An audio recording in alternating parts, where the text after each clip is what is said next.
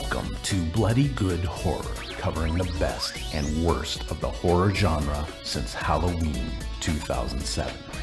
Listener discretion is advised.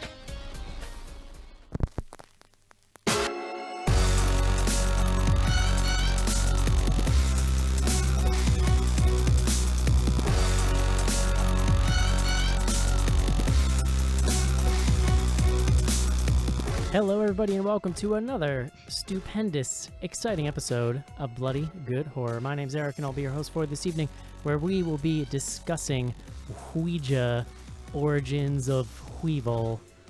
I'm the editor-in-chief over at bloodygoodhorror.com. Joining me tonight, first up, he lives in Chicago, he likes meat, and you know what? Who's the country guy? Damn it, I forgot his name. Toby Keith? Toby Keith's Bar and Grill, because he's American, goddammit. His name is Joe. That is a sore spot, because that closed about 6-7 months ago. Oh, man. Fun fact, there's only about, I think, one of those left in America now, maybe two. When it happened, I felt a little shudder. I was like, whew. Yeah, it was kind of like the end of an era. The world just got a little colder.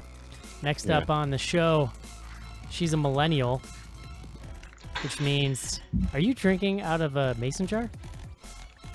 I might be. And of course, that also means she knows how to use Snapchat, so maybe she can show us later. Her name is Sophie. Hey, y'all. How's it going? Pretty good. That's good. Ready for the weekend. Last up tonight on the show, working his wet beaver magic at bloodygoodhorror.com. He's got some exciting announcements tonight. His name is Mark. Hey. You took your big dumb eyeball mask off, Mark. I know. It's hard to breathe and drink and talk and do anything with it on, but it's my favorite $7 piece of Halloween paraphernalia. For the second time this season, I went into a Halloween store and saw the new style, like big giant masks that are basically just like, it's like a thin layer of foam shaped like Donald Trump's face, and you put it over your head, but it's like 4 feet across, and it has two weird little like translucent holes for your eyes, but like in the middle of his face. I'll have to find a picture. I will say, it's very strange. I will never get tired of that like inflatable T-Rex costume. It's like the funniest fucking thing in the world. Oh, yeah. Like, anything you do in that costume is hilarious. It's weird. I've been in 2 different Halloween stores this year, and neither one was a Spirit, because apparently like the closest one's like 45 minutes away, which is crazy. I feel like maybe they're not doing so well. There's the ones around here didn't open up this year either.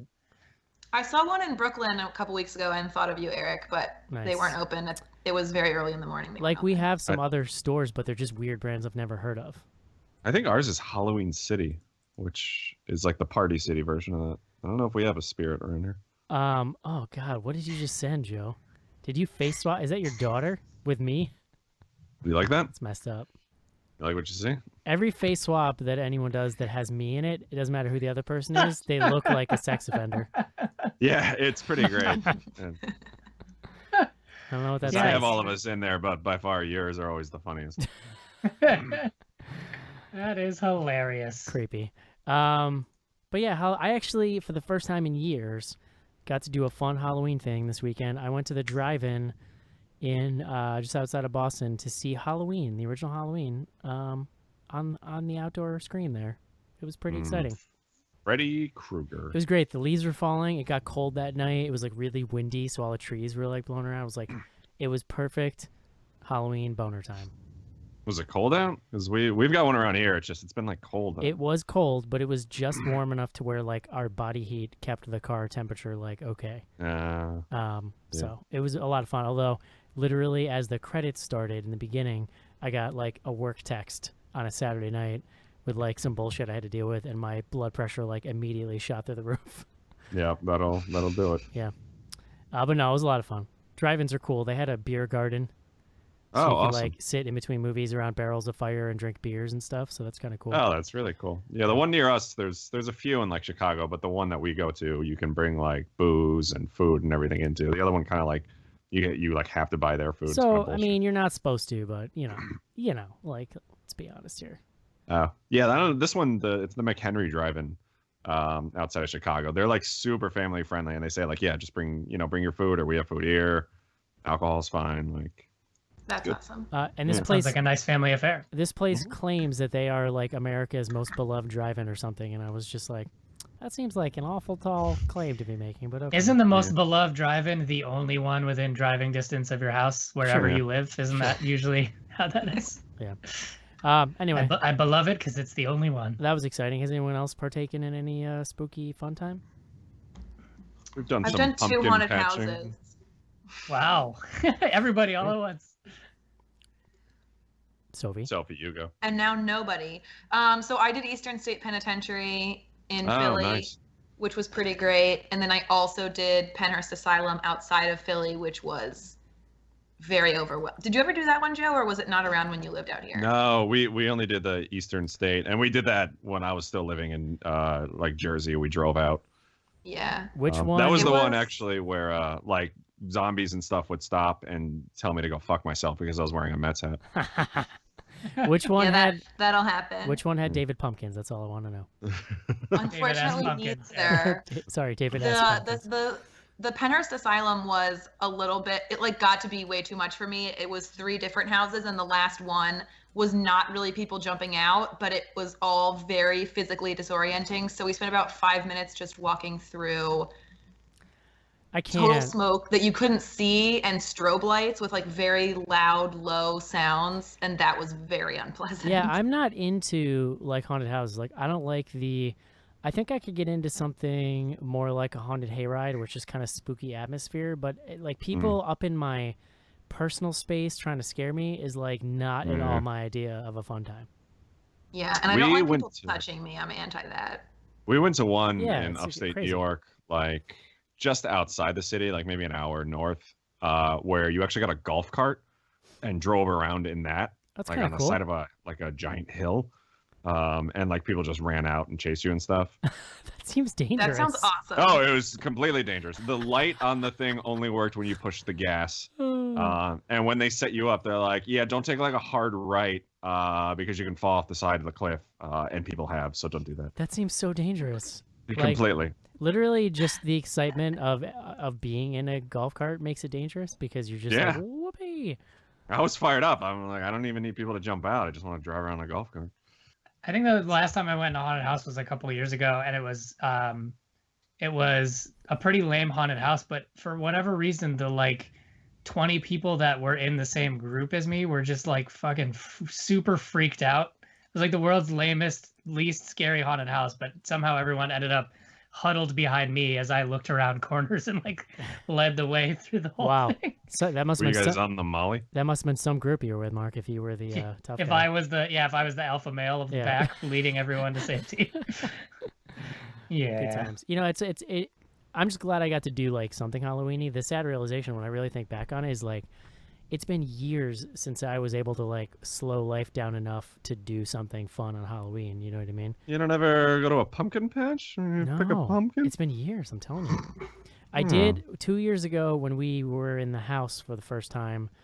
I did carve pumpkins with the wife, and that was a ton of fun. Yeah. And, you know, we had trick-or-treaters and stuff. But now that you got a kid, you'll definitely be forced to do that stuff. Yeah, well, that's cool. I mean, that's one of the positive things about having a child, Joe, is it forces you to... It's the only one.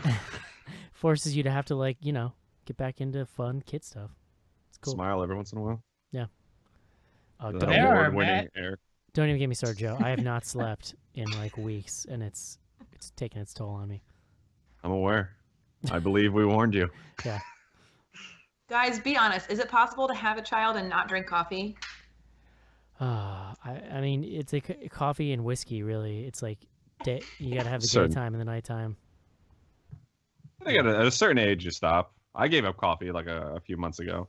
Yeah, I'm trying to cut back. But we lucked out somehow. Our daughter literally will sleep till like 9 o'clock on a weekend if we let her. That sounds great. I can't even do that. Hey, Mark. What's up? Patreon. Oh my God. Patron! So we've been talking about it for months and months and months, but we're finally able to completely talk about what we're doing for our patrons now that the designs are done. So I can't remember if John talked about this on the show or not. I think you may have talked about it on the show I wasn't on. But for people who have been a patron with us for over a year on Patreon, will be receiving their very own Spooky School baseball pennant, which I'm very excited about. Is that the first time we've announced that? Maybe. It's a pennant that says Spooky School on it. Well, if you are a patron, so this is just to tease people that aren't patrons of the thing that you can't get. Because I think John did send out something to the actual patrons announcing that. Oh so yeah, they there do was know an about email. that. I got you. But the other thing that we are finally ready to announce is that we are going to have a new T-shirt design, and this is for people who have been at the $10 and up level, I believe, for more than a month. I think is the way that we usually do it. And the design is done by a friend of the show named Josh, who does art under the name Rat King Co. He also did the pennants, but he has drawn up a really amazing Brock Lesnar versus Candyman design. Which It's fans great. will know is a BGH deep cut from a few years ago. Just like the dumbest inside joke that wouldn't even make sense to anyone if you tried to explain it. But it's I'm pretty excited about it. Right, we gave This it. is what You're right. I We love gave it. about- We gave it to an artist and said, literally, what would you draw if you had to personify this fight, but also without breaking copyright rules? Right, I know. I suddenly felt like what it might feel like to work at one of these like Halloween City or whatever, where you have to come up with a Yeah. non-copyright infringing name for something. It's like, Go ahead. Yeah. I sorry. love That the just fact reminded that me of like something. now these like stupid things that we've come up with are now becoming like products. Like Spooky School was just you and I, Mark, being complete idiots like 4 years ago at Horror Hound. the best part And- about that whole bit was that we were doing it for like 3 hours and not recording. Oh yeah. And then we tried to do it while we were recording, and it wasn't nearly as funny. It's No, not and I really think fun we to, were like, both think pretty about it. drunk. I could not tell you one thing we talked about. All I remember is Spooky School is basically prison, but Yeah. like that's it.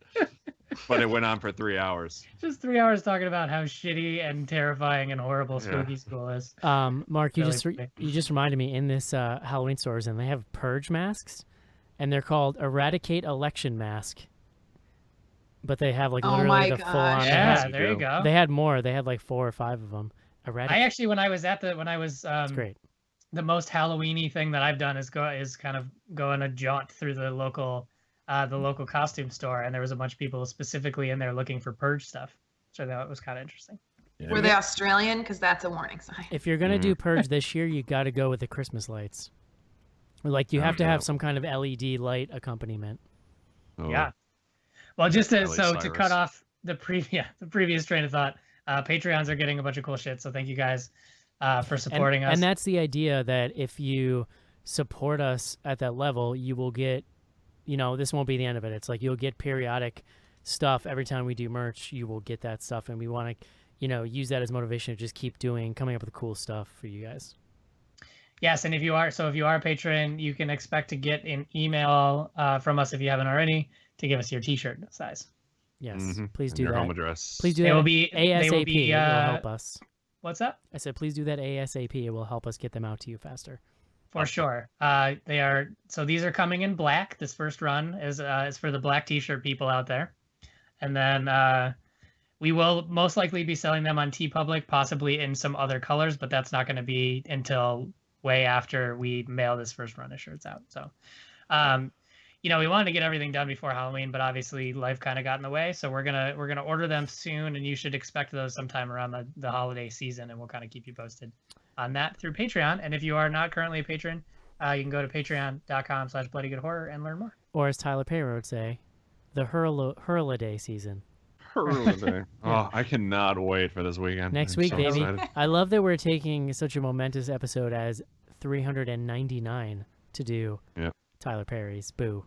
Seems It It only appropriate. feels fitting. Or Schnars would say, Boo! Boo! Can I take this moment to trademark my idea for the next Patreon gift, which should be, if you're gonna keep capitalizing on inside jokes, the next thing should be an American flag tank top with vodka sewn into the neckline. Wow. Wow. That would be Oh, a real man. deep cut. You'd have to be a real long-time listener to... Yeah, and the untold part of that story is just how sad that night got as it went on. We're realizing then that why picture's... this poor woman was so drunk, and we were just oof, this, wow. Yeah, I choose not to remember that part, so it's fine. It's fine for me. The night Mark became a man. What else do we got going on? Was there anything else we wanted to talk about? Oh my God! Well, bloodygoodhorror.com has been inundated with a barrage of watch lists. We have pulled all of our writers, including guys like Shelton, who every now and then dust off the corduroy jacket and show up for work, the website. Yeah, so we've been doing these watch lists where we're picking our, top 8 to 10. Everyone kind of loosely interpreted the number because I didn't really give a number. But basically, we're sharing the movies that we feel like we absolutely have to watch every holiday season, or every spooky holiday season. So every Halloween, every October. So if you go to bloodygoodhorror.com, you'll see all those lists. I think we have, I want to say 6 up currently, and we have 6 to go. So on Friday, we're going to be posting 3 more, and then on Monday, we're going to be posting another 3, including Eric's, if he gets it done. Oh, I'm going to get it done. You're going to have to remind me tomorrow, though. You should mention, too, that we're using the hashtag, what is it, BGH watch list, Mark? Yep, that's the one. You guys can tweet up yours as well, and is it okay? We'll do something with it. Is it okay if I will in no way have time to actually watch any of these movies? Is this more like a theoretical watch list? Yeah, I mean, are they movies you have seen? Sure. You only have at one time. You yes. only have to conjure up. You only have to conjure up a single sentence to say about it. So you probably don't need to watch the entire movie. But I want Eric's list to just be 10 movies he's been meaning to get to. Could it just be? Could it just well, be? I never finished the Godfather trilogy. Let's put part 3 on there. I do love the idea that we've been doing this site and podcast for like 10 years plus, and you've been watching horror movies since you're like 10, and you're struggling to think of no, like no, not at all. I'm just saying, is it? Movies. No, that's not true. I could riff you off 10 movies right now. What I'm saying is it genuine if there's no way I actually plan to watch the movies during Halloween? Is that disingenuous? I mean, I don't think there's any way we can prove that you didn't. No. I don't think anyone watched all of their movies this month. In this that case, October of this year. case, just take the last 10 movies we did for the show, and you can just take my description I wrote for each one. Eric, you have to do Nightmare on Elm Street 5 Dream Baby or whatever it's called. Baby. Dream baby. Yeah. Sure. Dream baby. I wanna dream baby. I might put it on there now. Have to dream alone. I might put it on there now. Just I mean, Halloween 6 was on my list. I was pretty proud of that. It's a great pick. Bride of Chucky. Hey Joe. Yeah, what's up, G? What are we drinking tonight? We're drinking for Ouija, Curse of the Pharaohs, or Empty, whatever it was. I don't even know how to explain this, but Ouija, it focuses on a Ouija board. There's like a demon or ghost guy who turns out to be Polish, and we go to World War II, but whatever. I picked a Polish beer from the good folks at, I'm going to butcher this, Zywiec, Zywiec. If you guys have ever lived in an area where there's a bunch of Eastern Europeans and they have a lot of restaurants, you will definitely see this logo in the window. But Zywiec it's based out of Poland. They're actually owned by Heineken now. But you know, what are you gonna do? I picked their porter, which is actually delicious around this time of year. Like really sort of not super heavy, but like, you know, coffee notes and like roasted malt. It's very, very good. You guys will probably see their lager a lot on the shelves. If you can find one of their beers, it would probably be that one. This one actually comes in at about 9.5% alcohol, almost 10. So it's up there. So, you know, as the temperature starts to drop, it's a good way to keep yourself warm. And you know, the holidays are right upon us, so you're probably gonna want to start getting drunk too. And Yeah. you know, Oh man. swearing Yeah. at kids. I want to get drunk just thinking about it. We started listening to Christmas music in the house already. What? Why? Yeah, because I just like to turn it on and like make a cocktail and just sit in a chair in the dark. I did that for like 2 hours on Sunday, and it was one of the best days of my life. God. Yeah. That is insane. Horrifying image. Yeah. It's pretty. A, it's horrifying. B, there's like 4 days until Halloween still. Yeah, I don't know. We were listening to some radio station on Spotify on random, and for some reason a Christmas song came on, and I'm like, let's just listen to Christmas music and sit here and get drunk in the dark. And it's a great way to spend a Sunday, any time of the year. But I digress. I'm gonna suggest that the next time you do that, you live stream it and you just set your phone up to just look at you while you sit in the dark drinking, listening just to Christmas music. quiet. The nice thing is we have a fireplace in our house now too, so there's going to be a lot of just sitting in front of that, drinking, not letting the family talk, just stare at me. Can that replace the Yule log? Oh, it absolutely will. Yeah. Joe's like, A video of Joe in front of a fire listening to Christmas music. I'm thinking about taking up smoking. We'll see where the holiday season takes us. Joe's like, shut your mouth. Shut it. Shut up. We're looking at the fire right now. ZywikUSA.com is their website. But you know, be 100% honest, their beers aren't that great. But you know, if you're eating some kielbasa or some pierogies, you know, this is the beer you're gonna want to do. Or if you're watching a weird spooky movie about some former World War II war criminals, why not? Sure. Let's move on. Oh yeah, that was in this movie, wasn't it? I forgot. Yeah. The little kid starts like writing Polish. That's a great segue, Joe, to Ouija. Was it? Origin of Evil. So let's take a quick break and review the movie. What are your qualifications? Well, I attended Juilliard. I'm a graduate of the Harvard Business School. I travel quite extensively. I lived through the Black Plague, and I had a pretty good time during that. I've seen The Exorcist about 167 times, and it keeps getting funnier every single time I see it. Not to mention the fact that you're talking to a dead guy. Now, what do you think? You think I'm qualified? Hello, this is Jeremy Gardner. I'm the writer, director, star of The Battery, and you're listening to Bloody Good Horror.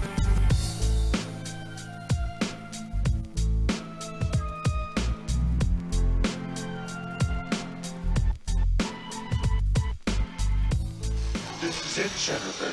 Your big break in TV. From the prime time, bitch.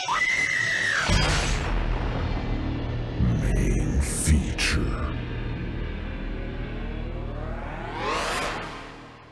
And we're back. Los Feature de los Main. Perfect. Yes. That's Spanish right there. Ouija. Mark. Yep. So before, if you're gonna have me synopsize, we need to have this discussion. Okay. Are we calling it Ouija or Ouija? I'm calling it Ouija sarcastically, Okay. Ouija? if that helps. Is it Ouija? What is it? What is it actually supposed to be? Last time we did it, Casey was trying to tell us that it's supposed to be pronounced Ouija, and then I said, no, that's dumb. And then we just said it because it's funny. Does that help at all? Ouija? Ouija? Well, Absolutely what not. did they say? What did they say in the movie? Did they say I Ouija? think they in the say movie? Ouija. Yeah. I don't think remember. so. That's a great question. I don't remember. We could just call it Yeah. the spooky board. Just I don't remember thinking that sounds weird that they're saying it, so you I'm know assuming what? they Just, said Ouija. just call it whatever feels right, guys. Just you do you. The board of the damned. Sure. Is that better? Demon summoning game. Monopoly for ghouls. So, all right. Jesus Christ. Okay. So, Ouija. I'm gonna...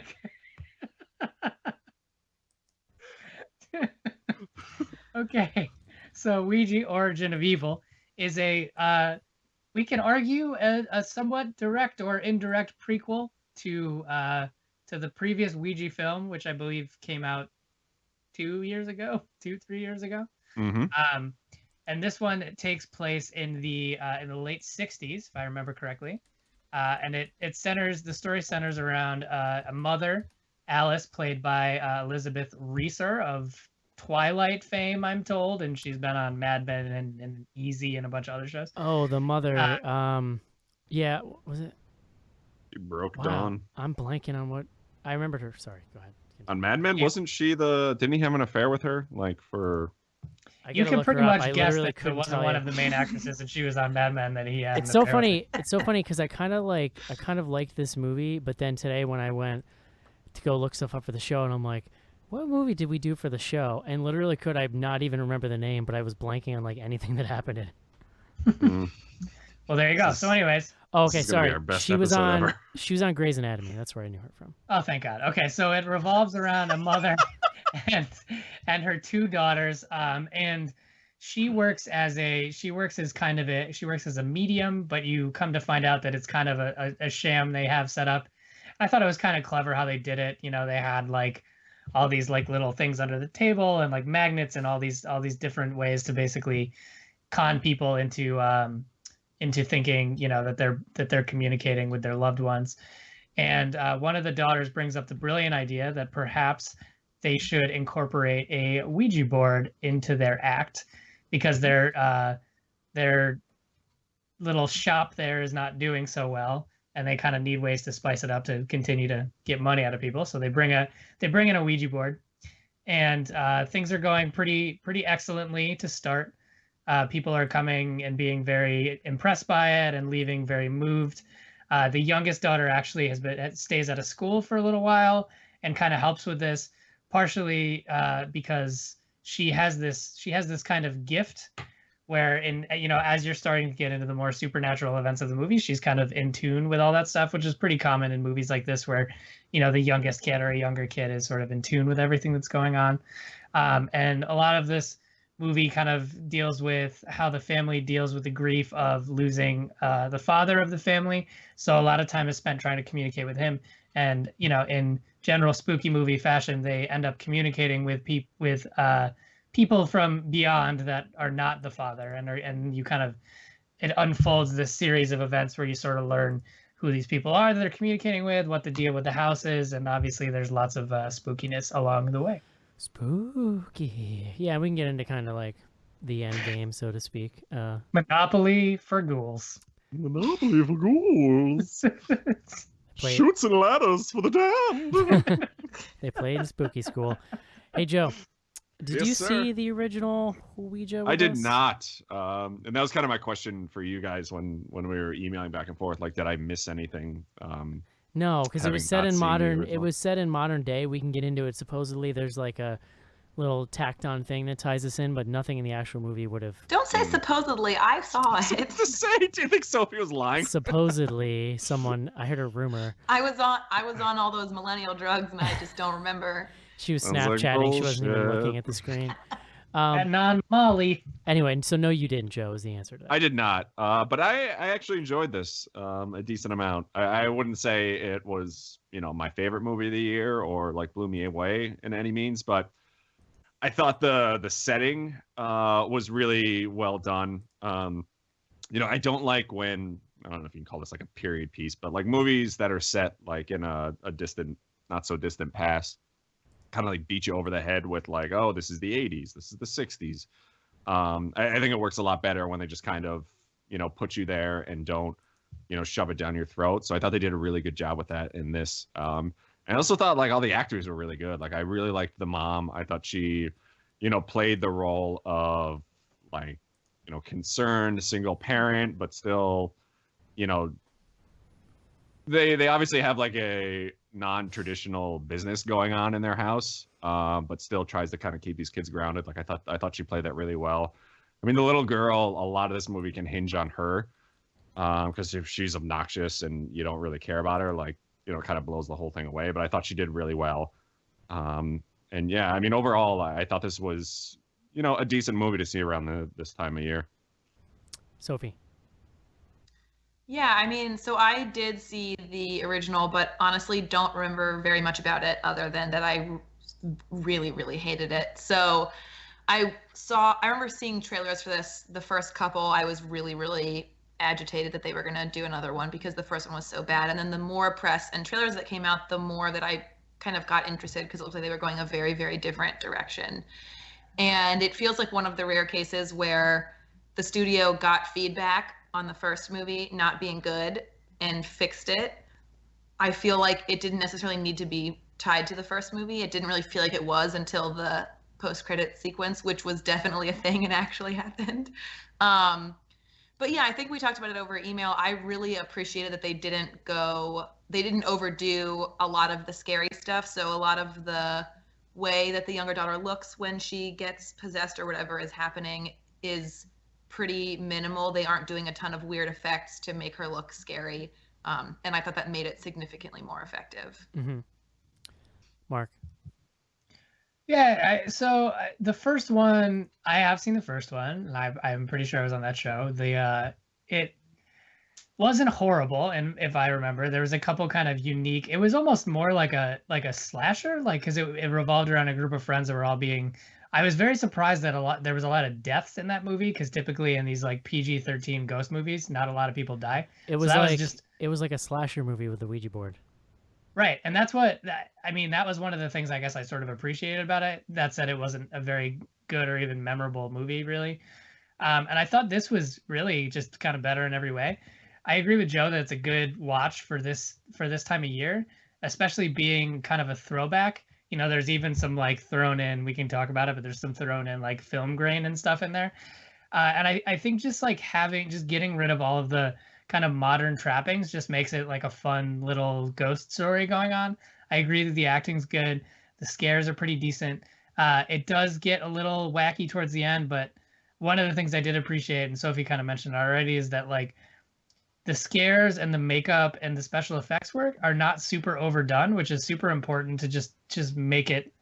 It doesn't take you out of it as much, you know. If it was like just another like girl painted white in a nightgown with like long greasy hair, like it would have just been pretty terrible. But actually, like they did a great job of making that the younger actress be really creepy. Like and at times when she wasn't even like overtly possessed or communicating or whatever, and she's just like saying creepy shit, I feel like she did a really great job with all that. So you know, probably not the most original movie we've ever seen by any stretch. Like I think there's a twist in this movie that I'm pretty sure was the exact same twist in the first one, and we can talk about that too, but I thought it was pretty enjoyable for what it was. Yeah, I mean, there's kind of like no better microcosm of the fact that of just the glut of like possession demon-y movies over the last like almost 10 years now than the fact that there are 2 Ouija movies. Right? Like because it's kind of the ultimate it's where you land when you've done every other idea. You just go, what if we just and yet they've never made a sequel to Battleship. Yeah, you go like, what if we just make a fucking Ouija movie? Oh, it made a lot of money. Let's make another. What if we made another Ouija movie? Yeah, I mean, I agree with Sophie. I don't know if they specifically were like, oh, we messed up on the first movie, because I'm sure it made money, but it seems like kind of what they did here was make what they probably should have just made the first time around. Like the first movie's very forgettable. It was super tweeny in a way that almost reminded me of like Prom Night or something, even more so than a lot of the movies we end up reviewing on the show. Excuse me. So I think this rights a lot of the wrongs of that film. It's not amazing, but like it's held together by a really good cast. Mark's dead on. The child actor is really good. And, you know, there's this nice emotional core with the mother and the 2 daughters. I think it's decently spooky in places. But really, like, it kind of succeeds through atmosphere, right? Which a lot of these films don't always nail.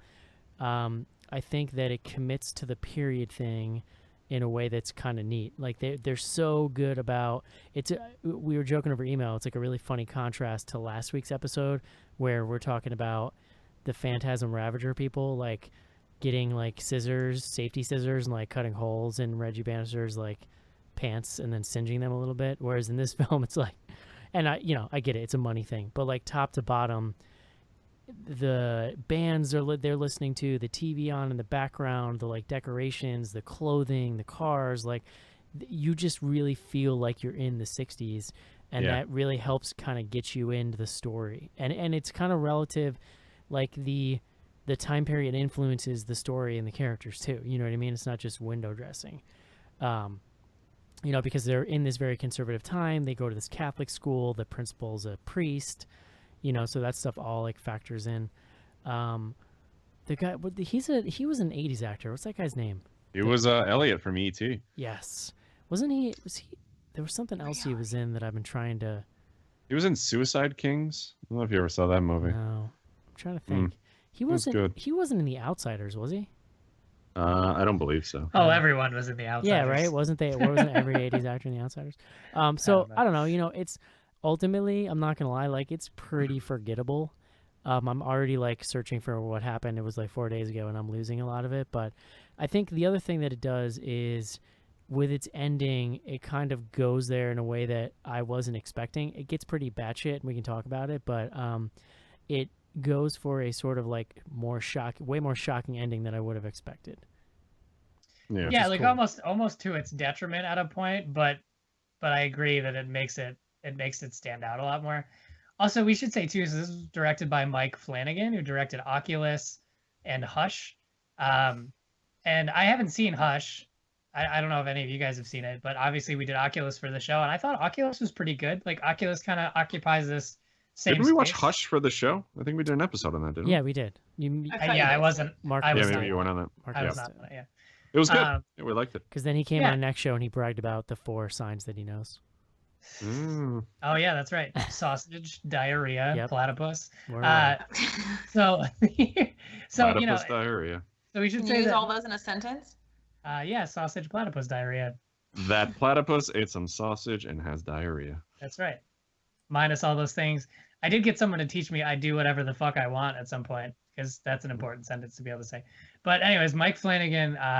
So Mike Flanagan, we've established a somewhat high quality director. Styles White, who directed the first one, has no other directing credits. All of his other credits are special effects and some writing credits. So, you know, the first one is kind of they're all, I wouldn't even say style over substance, but like just kind of over the top. You know, like if you were to create the most bare bones version of Ouija the movie, that's what the first one was, and then this one is it's a little less on the nose about its Ouija-ness. It's still a very important part of the story. Also funny, like the girl uses the word planchette, which is, I'm pretty sure, not even a word that people use outside of the context of Ouija, and like how does she even know what that means? It is the correct word. No, it's definitely the correct Maybe word. it's in the instructions. But that's a Wait, whole what is the word? planchette. Planchette. That's a I whole. did not remember that. But it's a whole part of that scene though, because like without any prompting, she suddenly knows like all of the intricate details of the rules of the game, which we should mention. You know, the 3 rules of Ouija are never play alone, always say goodbye, and never play in a graveyard. and never play in a graveyard. And so the rules actually become like very important to the plot of the movie, which is, I thought was funny. I don't remember if that was a thing in the last movie. I think it was. So I don't want to talk about it yet because it's a spoiler, but I swear they used like the same twist in this movie as the other one.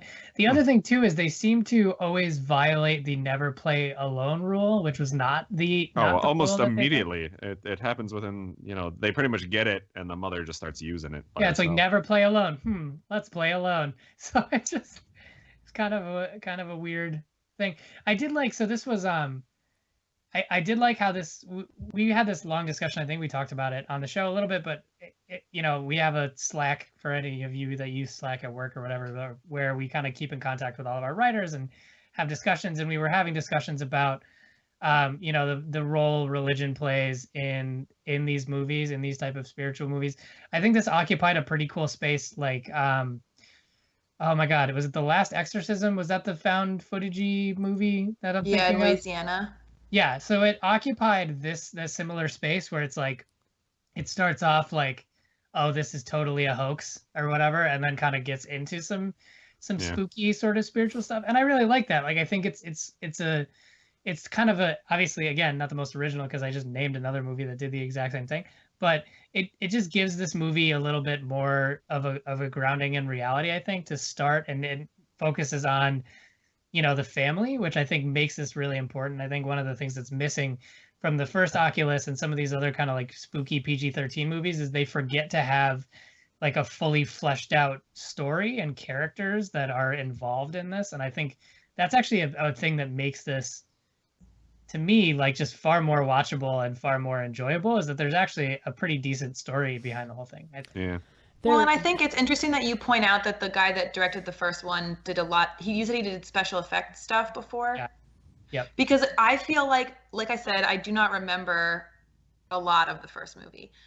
But the one thing I remember is that it just felt like a lot of set pieces. Some of the set pieces were cool, but it felt like a lot of set pieces with nothing holding any of it together. I didn't care about any of the characters. I couldn't tell you one detail about the story. It was a lot and that feels like where these two differ so significantly, is that this one had a story that we cared about. Someone was drowning in a pool cover. Someone smashed their face really hard on a sink. Somebody hung themselves with Christmas lights. The first one too. Yeah. The first one too is all about teenage drama. So like automatically it's a little harder for us to kind of connect with it, whereas this was a much more adult, even though there's kids in it, it was much more about like real adult feelings and thoughts and stuff. But And we said counterpoint that to on a, you love Unfriended, and that is like all rooted in teenage drama, and that still managed to be a movie that you can engage with. He's just a kid at heart. Right? But the point of Unfriended was to literally be about teenage drama, whereas I feel like, which that like kind of makes a little bit more sense, because if it's about teenage drama and they're being annoying in the movie, like that's actually sort of serving the purpose of it. Whereas in the first one, it was just like we talked about on the show too, but when we were talking about the first one, like we just couldn't really figure out if like we were just out of touch. Like if we were all 17 going to see this movie, we'd be like, fuck yeah, this movie was awesome. Or if it was just bad. Like we just couldn't tell. We couldn't really separate ourselves from our general curmudgeonliness. That's kind of the curse of getting old, Mark.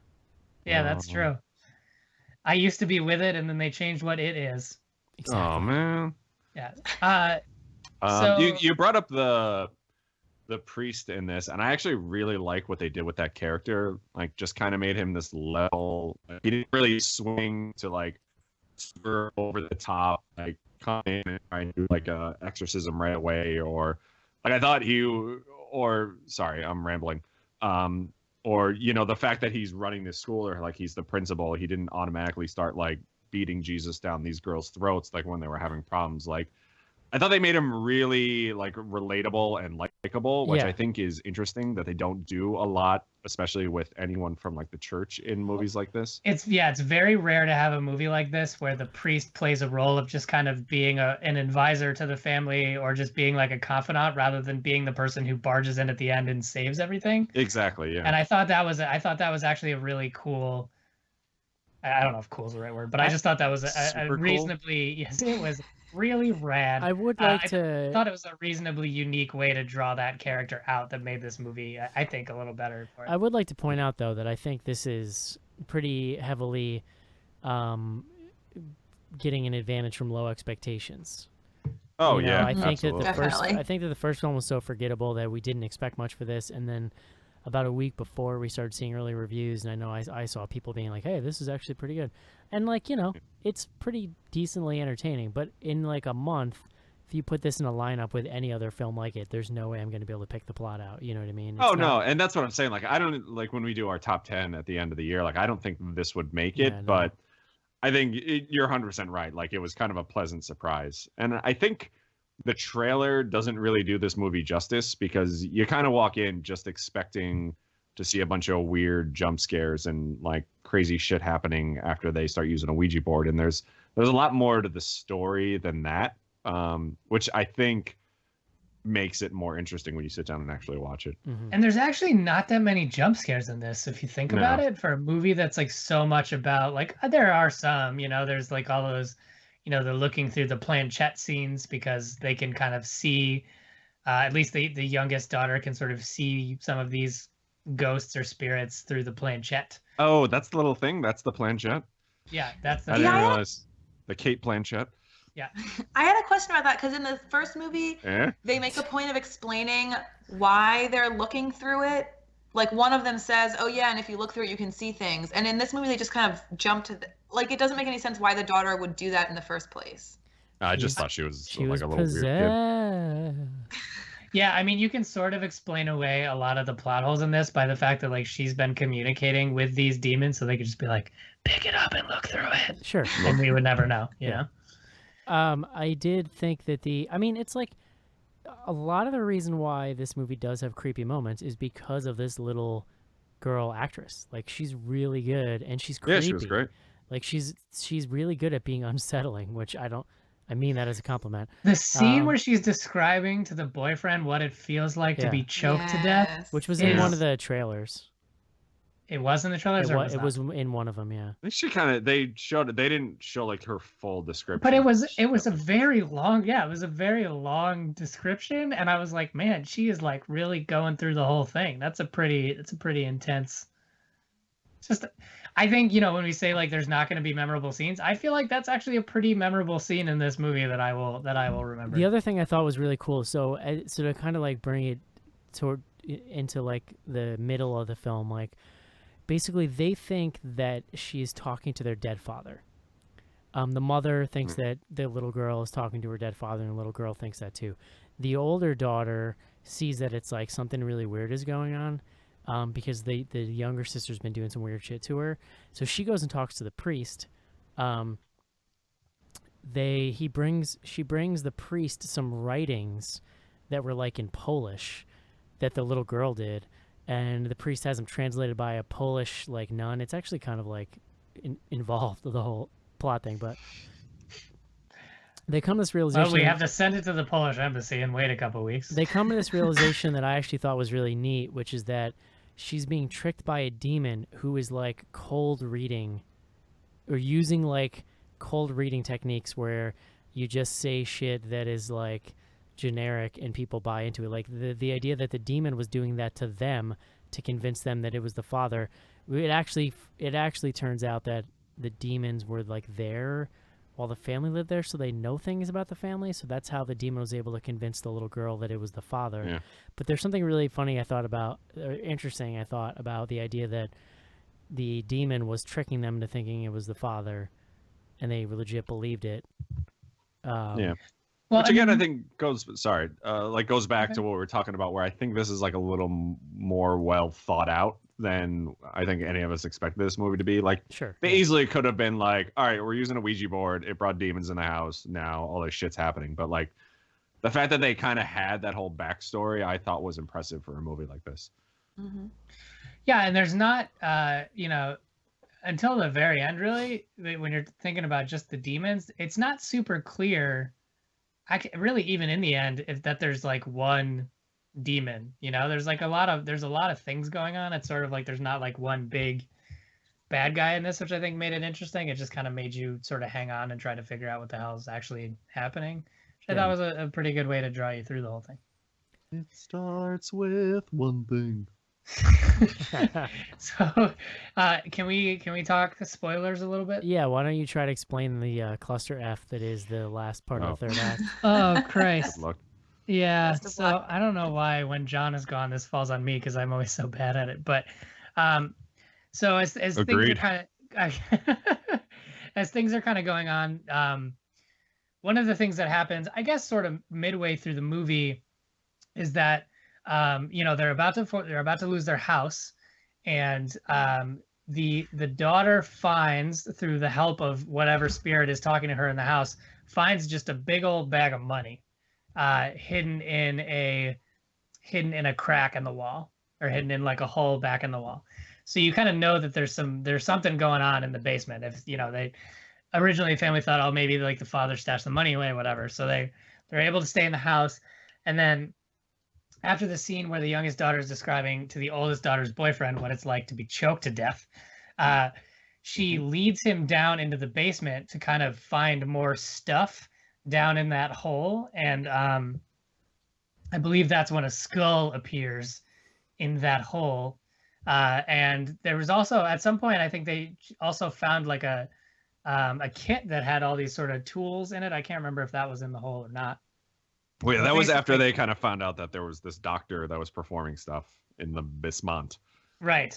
And so it turns out that there was a doctor, a Nazi doctor, of course, because it's a horror movie, and why wouldn't the doctor be Nazi doctor? A Nazi.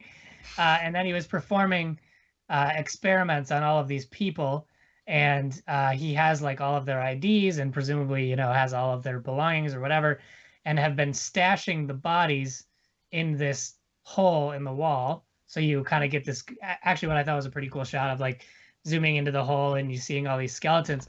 And of course, this leads to the revelation, because this is in fact a movie about the Ouija board, that part of the reason that all this shit happened was because they technically played in a graveyard, because there were all these bodies buried in the house.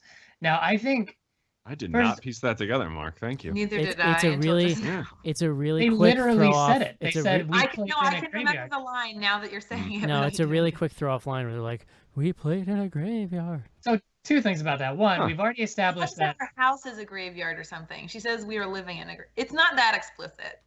I'll be honest. The theater I went to had a bar So I was out there for most of the movie. Well, so there's two things, right? Like the one thing we've already established is they violated the don't play alone rule. Actually, and they never showed them Also, saying like goodbye. never say goodbye. So They didn't follow any of the rules. So the fact that the grand revelation of like we played in a graveyard, I think was supposed to be this big revelation and didn't turn out to be that. I also think that happened in the first one. I can't remember exactly, but I feel like it was like, oh, our housing development was built over a fucking burial ground. I can't remember, but I could have sworn that they used that It's same like thing. First a one. weird line for a PG-13 movie. Yeah. I mean, they get one F-bomb, right? They Yeah, I gotta guess gotta use they it. gotta use it.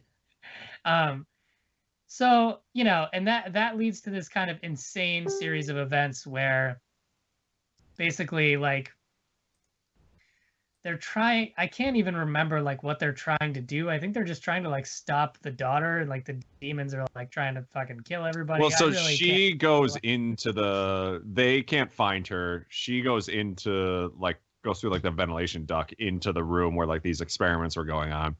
The priest goes in after her. wait! You missed the first death, which I feel like is important. Oh, the boyfriend that So they they got actually- over in about like 2 minutes. They stole, yeah, so they stole one of the most memorable scenes from the first movie. I don't know if it was stole or did a throwback.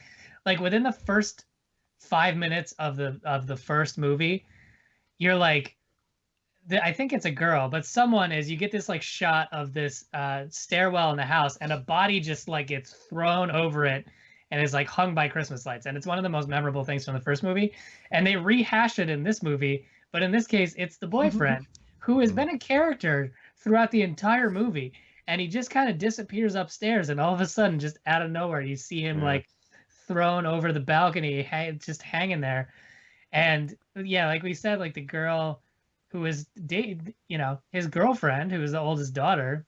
I mean, newish. Like they just Newish. got together. But, like, They They just don't- kissed like the day before that. There's a point where they're like running around the house, and they all just run by this dude fucking hanging. I love it. And I don't love it. react. She's upset and she's like on the ground like crying, and then she's like, all right, this is my house and this is my sister. Like, He's I pretty. can't cry over this guy forever. He is pretty He was handsome. gonna give me his pin. He's pretty handsome. Oh yeah, he was There's a good-looking gentleman. hilarious scene later too where He was a like senior. when it's convenient for a scare, he momentarily is animated while still hanging from the thing and suddenly can do like wire fu. Like literally there's this weird scare scene where two people jump in a way that they would in like a John Woo movie or something. Yeah. And like it's really bizarre. It's the only It time was, they it use was that. almost like he was inside the Thunderdome and kind of like jumping around. It's the only time they used it, and it just was like it was really out of nowhere. I was very like haunted housey, if I Mhm. remember correct. So I don't know if I'm even qualified to continue to talk about what happened. I think we got it. But some people bite it. At least two people bite it. We don't have to tell you who. We told you one of them, but there's another person who is somewhat expendable in this. And then, do we want to go as far as the flash forward? Yeah, sure. Yeah. So all this crazy shit happens. There's lots of like Spoiler alert. So, yes, if you haven't been spoiled already, but Mm. I was trying to think. There was another movie that had this like mouth sewn shut thing going on. Can you guys remember what that movie was? Wasn't it that D. I thought it Snyder was the- movie, Strangeland? I thought it was isn't Nobody it the remembers first that? Ouija? Someone gets their eyes sewed shut or something, or their mouth or something. No, there's The just stink something. person, no? Oh, maybe. I don't know. So this whole thing is like, there's something about having to sew people's mouths shut so the demon can't get out or whatever. So you got Well, there's and- like. Oh, go ahead. Sorry. Well, I was gonna say, and when you find out about the doctor that was doing experiments in the basement, he was like cutting out people's vocal cords and sewing their mouths shut so they couldn't scream. Right. So the idea was that he could be having dinner parties upstairs and no one would know that he had all these people in his basement. There you go. See. Gotta have a This is dinner good. You party. guys are helping me out. So like all this crazy shit happens, and you kind of fades to black, and you get this flash forward, and the oldest sister is in an asylum now. And her, again, massive spoiler alert, her mother has been killed, the priest has been killed, and the boyfriend has been killed, and her sister has gone missing, her little sister. So basically, she's in the asylum, and because she was left alive, they're left as trying to figure out why she did it. Like, come on, you've been here long enough. Tell us why you did it. Come on. And Come on. Just We're friends now. tell us. And so you get so she doesn't tell him and she's kind of just doing whatever. And then you get this little, because every one of these movies has to have like a little flash cut at the end. You get this like flash cut of her sister doing like a funky spider walk thing on the ceiling. And that's it. So like all these people are dead. She's in the asylum and her little sister is still kicking around. You know what the most shocking John? thing about this film was? That it brought up the fact that Lin Shaye was in the first movie, and literally, I still don't believe you. I don't think that was real. We're gonna let Sophie talk about this because I had this feeling when I got out of the movie. I think that literally every time that I don't wait through the credits, there's a stinger, and every time I do, there's not. Yeah. And so apparently this movie has a little stinger at the end of the credits, and Sophie's the only person who's seen it, so we're going to leave it to Sophie to explain what happened. So it's actually so far at the end of the credits that I would have not seen it. The only reason I saw it is that I got to the movies early, so I actually saw the stinger before I saw the movie. So it's the credits end. It is the same asylum room that Lena was in at the end of the movie. And you just see a woman sitting with her back to the camera, looking out the window, and you hear someone say, and it's just kind of zooming in on the back of her head. And then you hear someone say, "Lena, your niece is here." And then the woman turns around and it's Lin Shaye. And so I didn't remember that Lin Shaye was in the first movie. I had to Google it because I thought they were trying to tie it into the Insidious movies, and I was about to have a panic attack. I was like, I don't understand how this makes sense. But apparently she's in the first movie, and I was going to try to go back and rewatch the first movie so I could corroborate this, but I didn't. But apparently the first movie takes place in the same house. Interesting. So that, I mean, maybe, the hanging thing in that way, like almost kind of makes sense. Right. Like it's the same. Yeah. And she was, I do remember like she was in the first one, maybe once or twice. And she was like, I think in one scene she was like catatonic, and then in the other scene she started like freaking out. And that does seem like a really weird like retconned way to tie this into the next one. But also, sorry.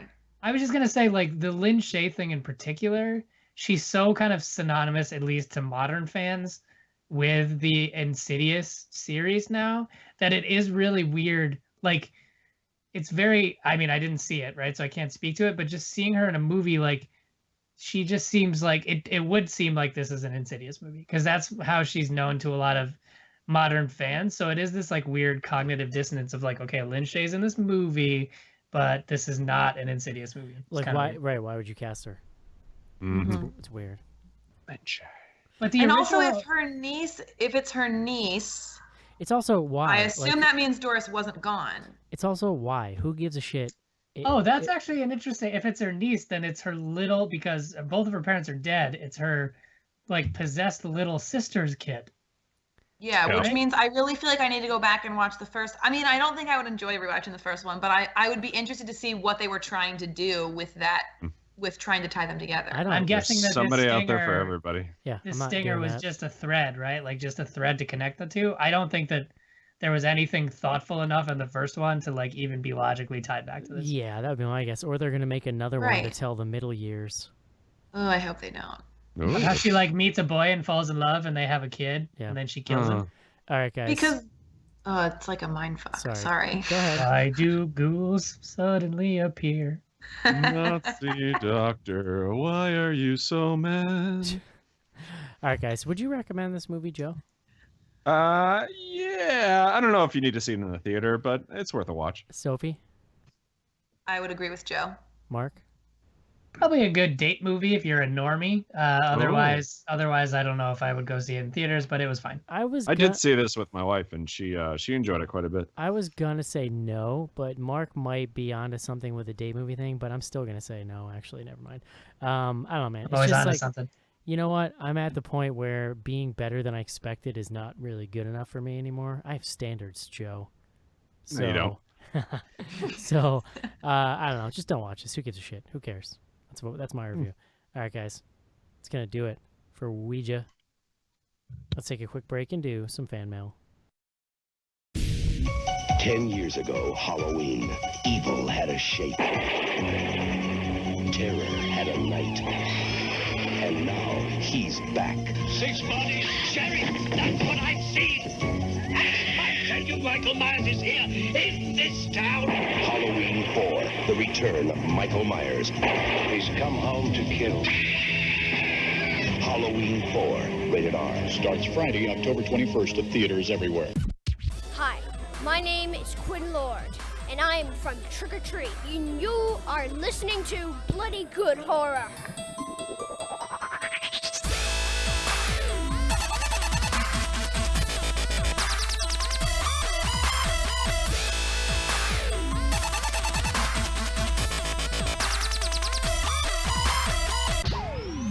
Send your emails to info@bloodygoodhorror.com or hit us up on Twitter at BGHorror with the hashtag AskBGH. And don't forget to pick up back episodes of the show at podcast.bloodygoodhorror.com.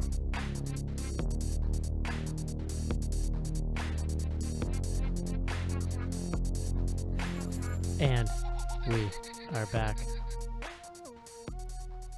We are back. Joe, that was some grade A dancing then. Just dance. It'll be okay. info@bloodygoodhorror.com's email address. First up. I just like that music. First up, Michael. Longtime listener from Western Mass. Also, the Air Force. The Air Force guy who chatted Joe up while deployed to Europe this year. Oh, awesome. It's this. Was he Snapchatting you or something? Yeah, I think I mentioned it on a show a while back when we first started doing the Snapchat stuff. We would like talk back and forth a lot. By the way, we're on Snapchat at BG Horror. Yeah. It's a spooky season, and I'm one of the Phantasm fanatics, but this time of year also thinking of movies like The Monster Squad and House. Eric, don't know if you've got to try Rosemary's Baby Beer from Connecticut, but it's awesome. It's a pumpkin ale aged in a rum barrel, which sounds pretty good. Very good. Just wanted to say thanks for keeping me going while deployed, and the offer is still up to come and see an F-15 fighter jet in Westfield, Mass. Love you guys. Keep up the good work. Also, I can identify with CC and the rest of you because I am a North Carolina boy living in New England, the best of both worlds. Do you think I could fly a plane? Do you think they'd let me do that? Probably. I don't see why not. This is long, so I'm not going to read the whole thing. This is from Amy, who says that basically my story about seeing Reggie Bannister and telling everybody how awesome he was, like, dredged up this repressed memory she had about going out to a bar, and they were like, they saw some guy playing on the street, and she basically her and her drunk friend were telling this guy he was the greatest musician ever and he was going to be signed like that night, and he was incredible, and then they saw him the next day and it was basically just like a crazy homeless guy making noise. And so that was fun. Sorry, it's very long, but I think you really sucked the meat out of that story. I feel like maybe if you like actually read it. Sorry, too long. info@bloodygoodhorror.com is the email address. We're also on Twitter at BGHorror with the hashtag AskBGH.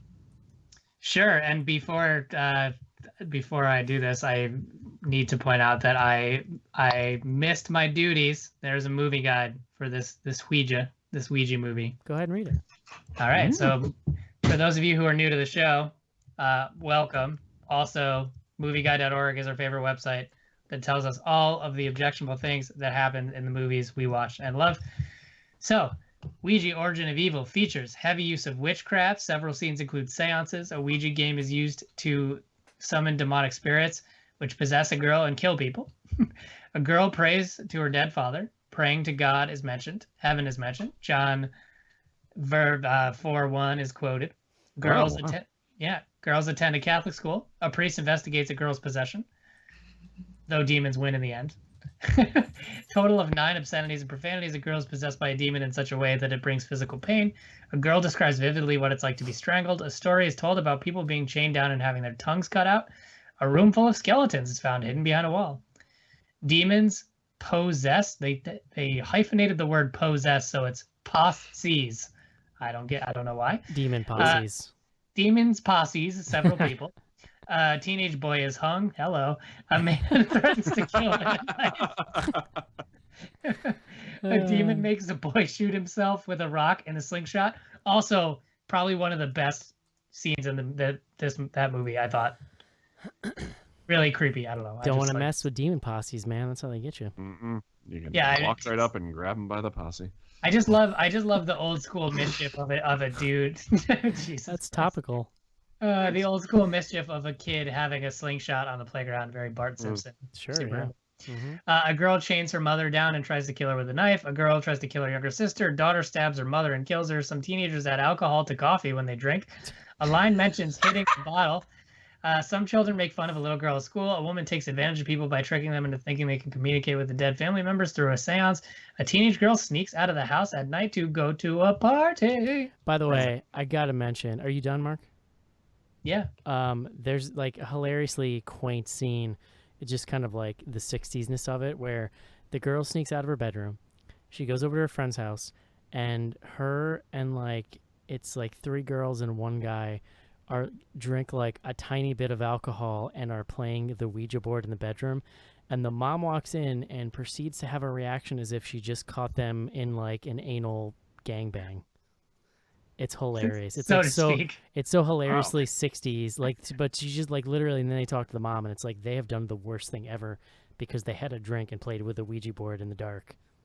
Who are you to judge anal gangbangs, Eric? It's funny. Made me laugh. I was like, it's 2016 after all. Make America great again. So we're talking hashtags. So as Joe mentioned, we're using the hashtag BGH watch list. So if you want to tweet us your favorite movies that you love to watch during this Halloween season, please do that. And also we use the hashtag BGH classics, which if you're listening, if you're a member on Patreon, patreon.com/bloodygoodhorror, and you're listening to a classic episode and you find something that's worthy of our attention, tweet it to us with the hashtag BGH classics and try and let us know what episode it's from, if you can fit it. This one is from the Cabin in the Woods episode from That Baseball Joe. Eric gives his view of the crew in the order of Cabin in the Woods: Mark, Virgin; Joe, Fool; Casey, Harlot; and John, Jock. Yeah, okay. I think that stays. Yeah. I've always considered Joe to be a harlot. What does that make Eric? I don't know. Sigourney Weaver? I mean, Eric was definitely the stoner dude in that movie. Yeah. Like, he actually was that dude in real life. Yeah, that's fair. That's fair. I'm just old now, though, so now I feel like I just relate to the grumpy office guys. No, I would say that you're the guy that, like, calls in when the teenagers are headed towards headed towards Thunderdome. The crazy Ralph. The Harbinger? The crazy The Ralph. end is nigh. Crazy Ralph character. Yeah, the guy that they laugh at. Or maybe like one of the old grumpy guys in The Office. Yeah, that's what I'm saying. I think I'm the Happy Gilmore guy. No, it's not Happy Gilmore. It's Step Brothers. Yeah, no, the guy that was in that movie. Oh yeah, Step Brothers guy is in, but then the other guy is from. Oh, he was in Billy Madison. Yeah.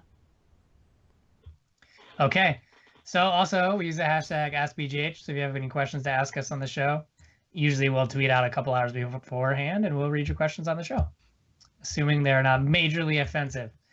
This first one's from Jer Bear Gutkin. I'm showing my students Monster House for Halloween. Is it morally okay? Do they solve problems with prayer? Upper male nudity?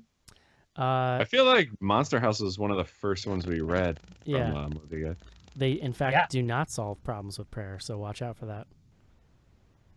You're going to want to have a pamphlet available afterwards to help to explain that to the children. Yeah, they make a uvula joke. Ooh. So. Do they? I've never seen Monster House.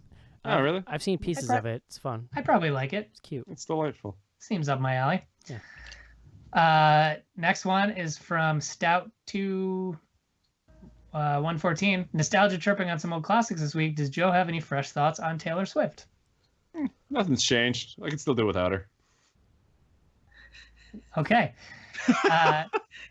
Next wait, hold on. Somebody came up last week and they asked my opinion, and I was like, what would Joe think of this person? And I said, I don't know, that seems like one of those random people that Joe might think is a national treasure, but I'm trying to remember who it was. Yeah, boy. It's probably in the Twitter mentions. Oh, well, maybe you can go ahead and scroll through while I read the rest of these. Damn it. This next one is from JM Stork with a CK. Interesting last name, Jason. Does anyone at any point actually follow all 3 Ouija rules? # no one ever says goodbye. Yeah, so every we did. rule is broken in the movie. I thought they were just breaking one, but it turns out, yeah, they were breaking all of them. She immediately plays alone and doesn't say goodbye. So there's 2 of them, and then you find out about the 3rd one at the end. Well, it's like no one ever says goodbye on the phone in movies and on TV, but like in a movie where they point out that it's important that you should say goodbye, maybe you should just work in like a quick okay, bye. Yeah, but I felt like they were lingering on it to have you to show you like, oh. I mean, maybe that's why everything went so crazy, because not only did they break one rule, they just didn't give a fuck about any of the rules. They really wasted no time before breaking all the rules. All right, next one is from Alexander 1986. How great is Mike Flanagan? He's not the best, but I've enjoyed his movies quite a bit so far. Yeah, he's not bad. What else? He's doing the Gerald's Game, that Stephen King book. He's doing that movie. Huh. Yeah, and I mean, like, Oculus is a decently memorable movie that I thought was pretty creepy for what it was. He's like really good at making movies that I would give like a 7 if I was writing about them for the site. Here we go. From That Baseball Joe. How excited is Joe BGH about Corey Feldman's double album? Oh, I'll be honest. I've listened to some of the songs. It's not awful. I knew it. I knew you had some weird Corey Feldman, affinity. I mean, don't we all? Like, I probably used to, but he's kind of a little far gone for me now. Yeah, like it's watching a train wreck. Yeah, like, sure. I feel like I watch it in the same way I watch like the Real Housewives. Like it's amazing to watch from the outside. Yeah. How many of his songs are on your running playlist, Joe? Be honest. None. As someone who's heard part of your running playlist. None. That I can't get into. That's a shit I don't like. All right. Next one is from D. Jared. Which dead celebrity / historical figure would you most want to contact, and what would you ask? Mine would be Einstein. I couldn't tell you what I want to ask him, but he seemed like a cool dude. But also like a dude that's so smart. Like he seems like the kind of guy that we could use around today. But on the podcast? No, you want to have him on the show? Just in life in America. But unfortunately, if he was around today, nobody would listen to him, and they'd just be like, "Whatever, fucking nerd." Well, and you probably wouldn't like him that much because he'd like get in a fight on Twitter and just sort of like expose himself as a normal person. Sure. Yeah. We'd learn too much about him probably. Yeah, that's fair. I feel like it's very rare that the internet makes me like someone more. It just makes me like them a lot less. There's nobody I can think of. Well, that's the problem, right, Mark? Is there's no heroes anymore because we know too much about people. Oh, where have all the cowboys gone? Like, if JFK were around now, it would be different than it was. Let's put it that way. I feel like George Carlin would be pretty awesome to communicate with, although he was at his cranky heights right before he died. So if you assume that he maintains that state, maybe maybe it's like he's still here. Everyone's still kind of cranky, especially with all the political shit going on right now. So I don't know. Anybody else? I don't know. I'm really blanking. Yeah. Gene Wilder keeps coming to mind. He just seems like a nice guy. But that's because that's recent. And yeah, sure. I think about him every day. I do like Gene Wilder. I was trying to think of actual historical people. I was trying to go the smart way. Gene Wilder is historical. I think Napoleon might be a fun guy to have a conversation with. Oh yeah, anybody that was in Bill and Ted's. Sure, yeah. All those people. What was it like meeting Keanu Reeves? Yeah. What was it like having an ass crack that goes all the way up the back of your head? What's it like meeting the guy who directed Freaked? Alex Winter. What a great movie. Okay. Yes. Well, moving on. Let's move on. Next one is from Mikey Geezus. Between the first and second Ouija, if you had to save one and let one die, what is Sophie's choice? P.S. More like Ouija board. B-O-R-E-D. Hey-oh. Wait, I don't understand. I mean, let the first one die, obviously. Yeah, is that the question? Right? Kind of confused. Yeah. All right. Next one is from Alan Murch. which one movie would you most like to? Oh, never mind. I already read that one last week. This is an interesting. Oh, I had to click latest. I probably had missed a bunch of tweets. Whoops. Ah, jeez, Mark. JK. That's it actually. Now that I've... Oh wait, hold on. Sorry, they're all out of order now. This last one is from WSBB Productions. If you think about it, I mean, really think about it. Is this movie a prequel to The Exorcist? Happy Halloween. I don't think so. It felt a little Exorcist-y at times. Like, not necessarily in a bad way, but it felt like, okay, this is like The Exorcist. With there was no vomit. There wasn't a lot of vomit in this movie. But, you know, they bring a priest in to deal with a possessed girl who's, like, acting creepy and that kind of thing. Well, and didn't The Exorcist also start with a Ouija board? Oh, right? Yeah. Okay, that she finds in the basement. Yes, that is correct. Wait, what? The Exorcist? Yeah, the beginning Exorcist. Yeah. She talks to Captain Howdy. They're playing with a Ouija board. I forgot about that. Good recall, Sophie. I watched that movie a week ago. I don't remember this. Yeah. I actually haven't watched The Exorcist in a really long time. Did you guys know that there is a person who is cast as an extra in The Exorcist who was a serial killer in real life? Really? Huh. Yeah. Creepy. One of the doctors when Regan's having tests done was not long after the movie came out was convicted of serial murdering gay men in New York City. It's messed up. Interesting. Yep. Well, all right. On that note. Eric, so we're out of tweets, but we forgot to mention this at the beginning of the show. Can you give us your thoughts on the filmatic retirement of Uwe Boll? Yeah, actually, it's funny. People were like, "Oh, Eric must be happy." Like, no way, dude. I love Uwe Boll. Yeah, I mean, I would think you would be sad. Don't you think? No, I tweeted that you needed a hug today because of it. Oh, right. Don't you? That's the exact opposite of what you just said. You know, don't you think that? I don't know. I like knowing that guy is just doing his thing. Like, that's the endearing thing about Uwe Boll is that, and he was, you know, arguably too sensitive about critics for considering what he was doing, but, like, you know, the idea that he was just doing his thing, for better or worse. I mean, his whole reasoning is like you can't make money in movies anymore, which could very well be true, but like, Phantasm Ravager was a movie that just came out, and that was probably made for a handful of saltine crackers. Like, I'm pretty sure. How much money was he making before? Yeah, but Phantasm Ravager isn't made with the idea that you're going to make enough money to then make another movie. Well, no. So the deal was partially what helped him fund his movies were these really, really generous German tax credits. And so literally the allegation in the beginning was that they were literally just like tax shelters. And that was why he could keep making them. So that apparently since Postal, he's made a bunch of movies that have actually gotten decent reviews. Like, he's made this whole series of like Darfur movies and so like a couple of weird like hardcore exploitation-y military type things that have apparently gotten like pretty good reviews. But they haven't made any money. So that's why he's kind of like F it. But yeah, it's a bummer. You know what? He'll come back. What do you think he's gonna do now? Like he'll make a movie someday. Uwe Boll will be fine. Let's put it that way. Oh, I hope so. I'm not gonna be able to sleep tonight. Sure. All right, let's call it a day. Yeah. Next week. What's next week? Oh, boo! A Medea Halloween. I cannot wait. Yeah. It's gonna be so good. Yeah. Also, is voting still open for episode 400? Yeah, it is. At least for the patrons, right? What are the picks? You got to be a patron. If you go to your Patreon, you can find the link to vote. Gremlins 2, Halloween 3, Season of the Witch. Bud the Chud, Ghoulies Go to College.